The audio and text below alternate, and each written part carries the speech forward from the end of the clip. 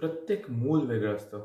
तसंच प्रत्येक कुटुंब वेगळं असतं. त्यामुळे कुठलाही एक फॉर्म्युला एका कुटुंबाला जर लागू होत असेल, तर तो दुसऱ्या कुटुंबाला लागू होईल असं बिलकुल नसतं. प्रथम बरोबर आमची अनस्कूलची जर्नी सुरू झाली आणि 2.5 वर्षातच आमच्या घरी जिजा आली. आता आमच्याकडे एक लहान बाळ आणि एक 2-2.5 वर्षाचं बाळ अशी 2 बाळं होती, ज्यांना आम्हाला अनस्कूल करायचं होतं. आणि अनस्कूल म्हणजे ते शाळेत न जाता निसर्गाकडनं, घरातल्यांकडनं, समाजाकडनं आणि बाकीच्या व्यवस्थेकडनं शिकणार होते. याच्यासाठी सुरुवातीला आम्ही खूप धावपळ केली.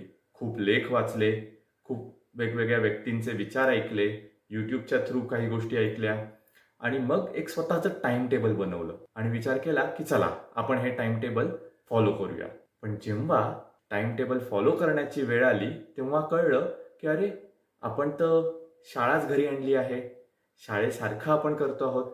मग यात त्यांचं बालपण कुठे त्यांना मिळतंय? भले त्यांना जस्ट हातात पेन्सिल देणं आणि ते रेघोट्या मारायला सांगणं, पण या गोष्टी त्यांना आत्ता करायच्या नव्हत्याच. मग आपण त्या का करायला सांगतोय? आणि मग आम्हाला प्रश्न पडायला सुरुवात झाली आणि यातून खरा उलगडा झाला आमच्या अनस्कूल जर्नीचा.